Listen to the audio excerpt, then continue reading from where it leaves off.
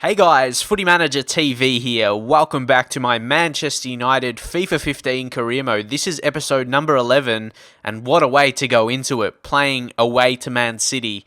To me, this is probably the hardest fixture of a career mode season in the English Premier League. Man City, a really, really quality team, I suppose you could say, with Chelsea now. They're two of the hardest games you have to play away throughout a season. But yeah, we're gonna go hard. But Marco Reus is almost back. I'm not sure whether to bring him in yet.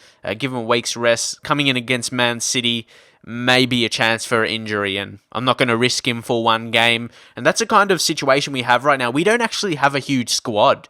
That's going to be what I'm going to look for in the second season when we get that new transfer budget in. I'm actually going to bulk up the squad a lot more. Obviously, I'm going to I'm going to sell a couple players, maybe like when Nani comes back, maybe like Cleverly, those kind of players. So yeah, that's more players going out. Yeah, but I guess we'll get money in from them. And yeah, leave your comments.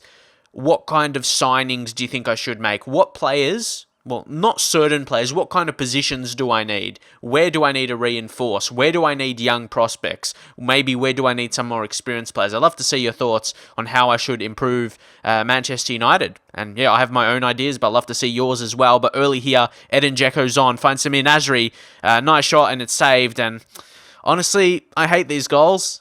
I hate these goals when I concede them.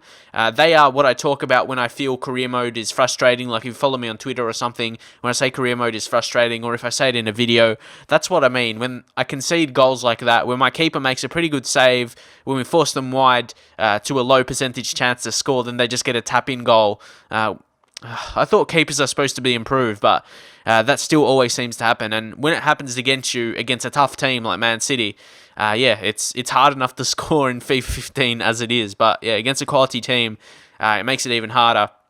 And this is what I mean. We don't have another amazing winger to come on. Just for example, Di Maria. He has high defensive work rate. Of course, yeah, Di Maria is a really good player, but he's natural as a centre attacking midfielder now, not really as a winger. Well, he does have good attributes, but he's got the high defensive work rate. Yeah, but even, you take Di Maria out of the equation, the players that come off the bench, like we got Januzaj, but that's it. That's all we have. We need, another really summer of making signings, in my view. But somehow here we gave away a penalty. I don't even know how. What did I even do? Can you check the replay on that? I better put a replay there. Come on. I need to see. Well, okay, yeah, we got a replay. What actually happened? That, I hardly even did anything. I didn't even actually press tackle. I was just moving the player. I wasn't actually tackling him. So, now Man City with a chance to probably seal the points. 2 goals behind. Away to Man City, probably no chance of even scoring one more. As David Silva comes on for Milner. Just even a better player, and bang. That's probably one of the penalties that are never going to be saved. Yeah, one of the best penalties I've seen. Yaya Toure, what more would you expect anyway from Yaya Toure? He's a class player, and he showed that with the pen.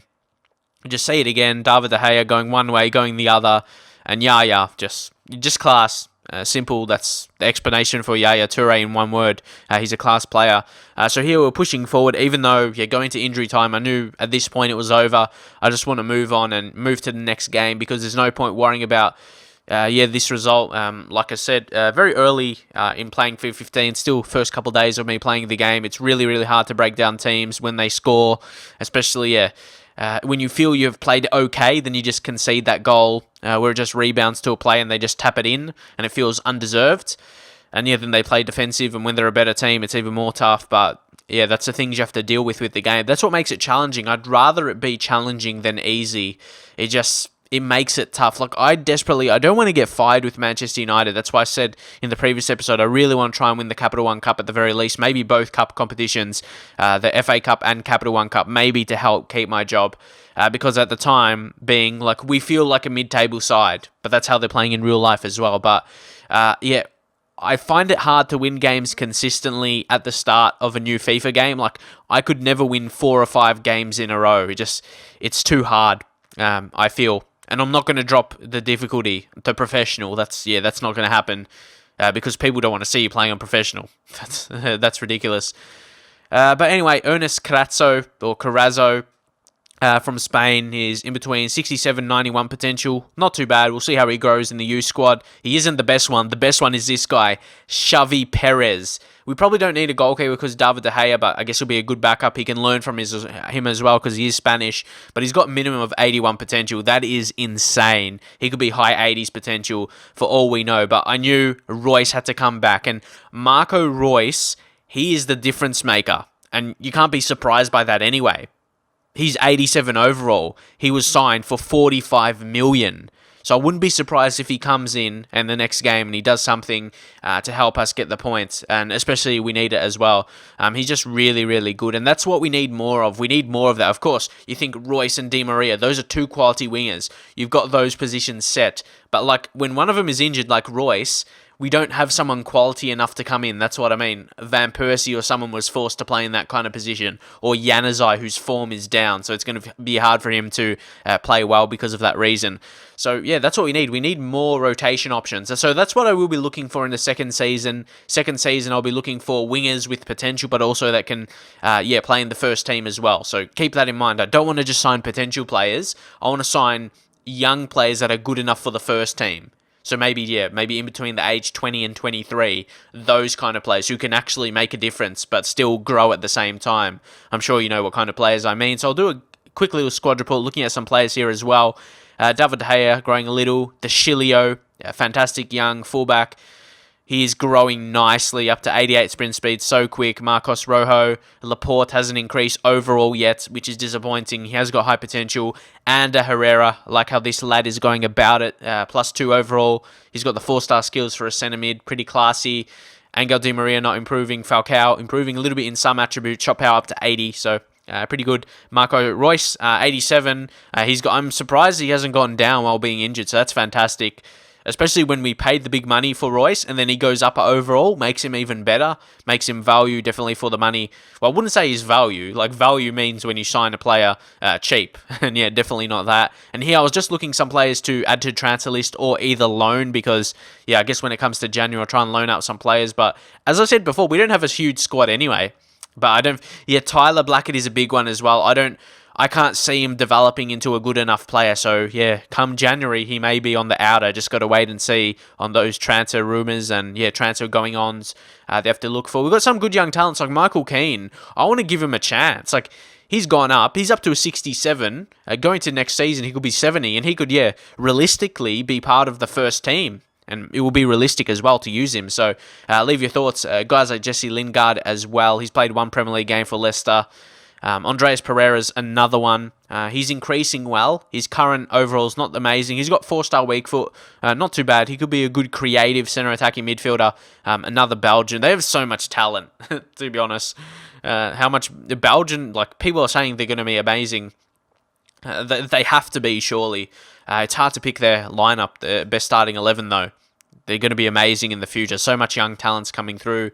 Some decent current players as well. But Javier Hernandez is going to come into the starting lineup because, we didn't score in the last game. And Hernandez has been scoring for me because I do feel more inclined to play like Van Persie and Falcao because they've got high overalls. Like Falcao 88. You want to be playing that, really. But Hernandez, he just has that instinct. He has the poacher speciality, so you always got to take that into consideration as well. So here, right at the off, I wanted to go attacking, and look, Rooney opened some space early.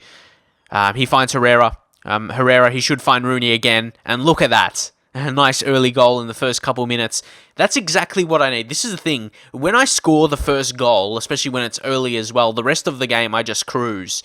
They're the comfortable game for me. Like, more often than not for me, the team that score first is the team that wins. Or if my opponent scores first, I find it very hard to get the win in that game. Maybe I'll get a goal back, maybe get a draw, but I find it very hard to actually get the full 3 points in that game. So, the team that scores first is really crucial, and it's crucial for me to score as Rooney bags his third in the Premier League this season early in the game. So you can see, that's what I mean. We're cruising for the rest of the game. You can see not much action, but we're looking for a second here. Di Maria, he finds Herrera, smashes a shot, and it lands to Marco Reus, who is back. Marco Reus is back, as I said. He'll make the difference. He sealed the victory here for us. Just his really good attacking positioning. For me, attacking positioning is a really underrated attribute. That's where it comes to the fore right there. He just positions himself well to get the rebound, and he scored that, and we should be looking for the victory here. Definitely. And against Crystal Palace, it's expected win. We should be winning, and we do. Marco Reus, number 14. Someone told me to change his number. What's his number? Is it 11? I think I might change that. Oh, but yeah, that's what I was going to say. I change it in a future episode, but Adnan Januzaj's number 11 as well. Someone told me to change it. But yeah, Januzaj's number 11 as well. So yeah, Royce is going to have to deal with that number. But if any other number, because I'm actually changing them currently a couple episodes ago. Well, yeah, that I've just recorded in terms of the footage. So yeah, anyone else numbers you want me to change, leave in the comments because I'm doing that now basically. So yeah, leave your thoughts. But right now we're just making substitutions to freshen up the team, keep players fresh for future matches because we do have a lot of important upcoming matches, more Capital One Cup games. And like I said, I want to win that. But that's what we got to do. Keep your legs fresh, especially when our squad isn't huge right now. Bring on some talents as well, though, like Januzaj, Van Persie, Tielemans is going to be fantastic in the future. He's already well-rounded, so all those yellow attributes he has are going to turn into greens in the future, and there's so many of them. He's going to be class. But yeah, game is basically over here. I really like having that 2-goal cushion because when it comes to the injury time here, it doesn't matter if they score, even though they didn't. Just say if they scored here, I would have still won. So I like having that 2-goal cushion because even if the CPU scores in injury time, which is not rare, in Ultimate Team, in FIFA, career mode, or in any FIFA match, to be honest, it's often that, teams will score in injury time, but that happens in real life as well. I feel as though EA wanted to implement that, but they kind of overpowered it a little, but they wanted to make it realistic that teams do score in that time. So I guess, maybe it's realistic in a little way. But again, we dominated shots on target 7-2. So we did deserve the points there. Maybe deserved a few more goals. But at the end of the day, it was a nice victory, but it was the expected victory. The games we've got to be winning is against teams at a similar level. But games like Man City, they're going to be tough. We've got Arsenal coming up next as well in the next episode. Crucial game to test ourselves to see, to compare us against that kind of team because Arsenal are playing well. Only lost one game so far, second in the league, but we need to be winning that. We could push up to around Liverpool position, 5th. So hopefully enjoy the episode. If you did, drop a like, and I will see you guys next time.